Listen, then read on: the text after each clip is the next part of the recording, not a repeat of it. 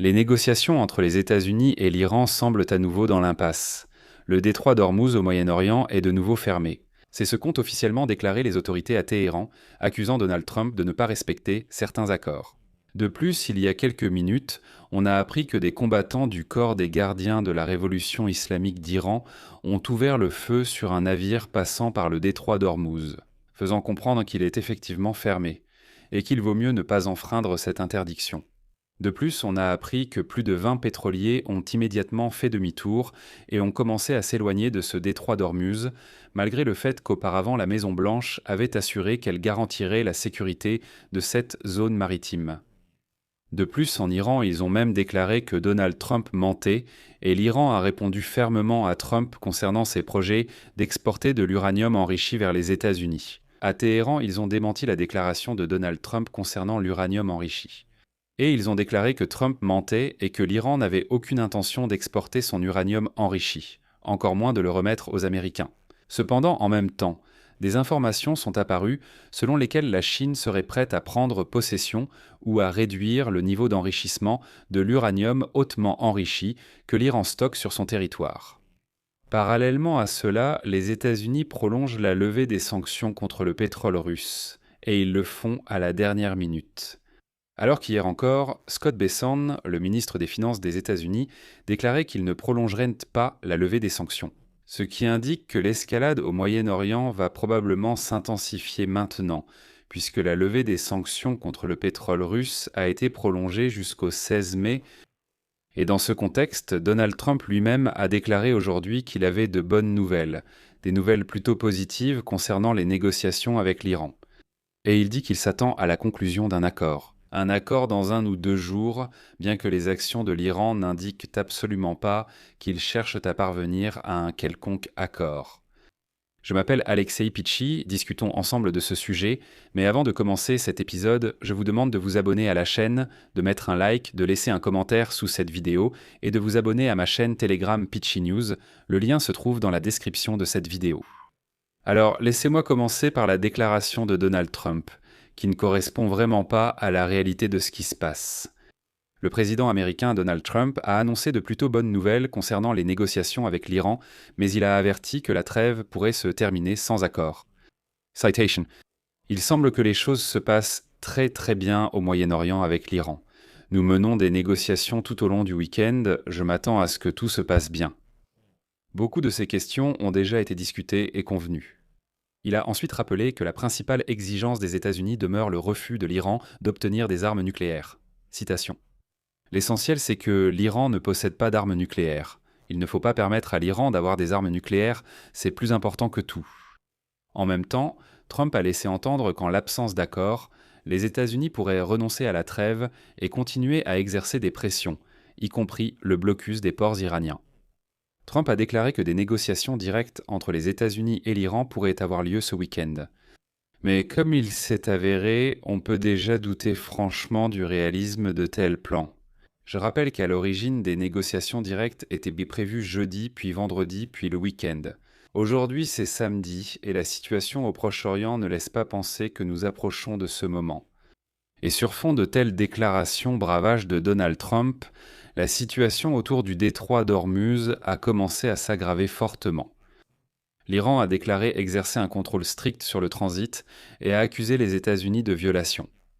Le représentant de l'état-major central de l'organisation iranienne, Khattam al-Anbiya, a déclaré que le transit par le détroit d'Ormuz était revenu à un régime de contrôle militaire strict, ce qui signifie la fermeture complète du détroit d'Ormuz, malgré le fait que les Iraniens l'aient ouvert hier encore. En Iran, cette décision a été expliquée par les actions des États-Unis, en particulier le blocus maritime, que Téhéran a qualifié de piraterie. Ils vont ensuite citer le commandement opérationnel des forces armées iraniennes. Pour cette raison, le contrôle du détroit d'Ormuz est revenu à son état précédent et cette voie navigable stratégique est désormais sous la gestion et le contrôle strict des forces armées. Tant que les États-Unis ne rétabliront pas la pleine liberté de navigation pour les navires allant de l'Iran vers leur destination et revenant de leur destination vers l'Iran. La situation dans le détroit d'Ormuz restera sous strict contrôle comme auparavant. Je tiens à souligner ici que oui, en effet. Après que les Iraniens ont annoncé l'ouverture du détroit d'Ormuz, Trump a déclaré qu'il ne lèverait non pas leur blocus. Je rappelle qu'il bloquote les ports et toute la côte de l'Iran. Aujourd'hui, Ibrahim Azizi, président de la Commission de la sécurité nationale et de la politique étrangère du Parlement iranien, a déclaré que le détroit d'Ormuz était de nouveau fermé, imputant cette situation aux États-Unis. Citation. Nous vous avions prévenu, mais vous n'y avez pas prêté attention. Maintenant, profitez du retour du détroit d'Ormuz à son état précédent. Et juste après cela, on a appris que les Iraniens non seulement l'avaient très déclaré, mais montraient déjà par leurs actions qu'ils bloquaient à nouveau le détroit d'Ormuz. En particulier, Reuters rapporte que le corps des gardiens de la révolution islamique a ouvert le feu sur un pétrolier dans la zone du détroit d'Ormuz. 2 vedettes du corps des gardiens de la révolution islamique se sont approchées du navire qui se trouvait à environ 20 000 marins au nord-est d'Oman. Ensuite, ils ont ouvert le feu. Immédiatement après cela, environ 20 navires ont commencé à faire demi-tour et à se diriger vers Oman après la déclaration de l'Iran concernant la fermeture du détroit d'Ormuz. Le corps des gardiens de la révolution islamique a aussitôt confirmé ces propos par des actes. De plus, l'Iran a répondu assez fermement aujourd'hui à Donald Trump concernant ses projets de transférer l'uranium enrichi aux États-Unis. Je rappelle qu'hier, il a déclaré haut et fort que les Iraniens avaient accepté que tout l'uranium enrichi serait pris par les Américains. Là-bas, il racontait encore de façon un peu théâtrale qu'il fallait de grandes pelleteuses pour ouvrir ses entrepôts, en extraire l'uranium enrichi et l'emmener en Amérique. Voilà. Et aujourd'hui, l'Iran a officiellement démenti la déclaration de Donald Trump concernant la volonté de remettre les matériaux nucléaires aux États-Unis. En particulier, le chef de la diplomatie iranienne, Esmaïl Baghaï, a déclaré que le transfert de l'uranium n'est même pas discuté. Et le responsable a qualifié les propos de Trump de tentative de faire passer ses désirs pour la réalité.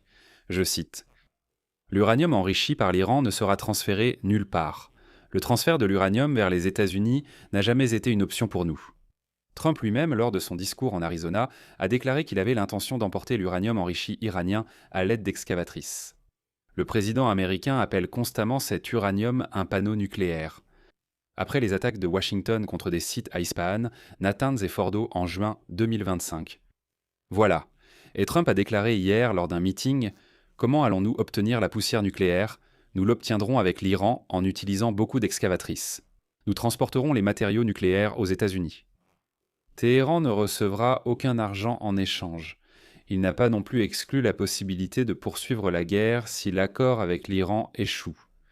Concernant les armes nucléaires et l'uranium enrichi, il y a une autre nouvelle.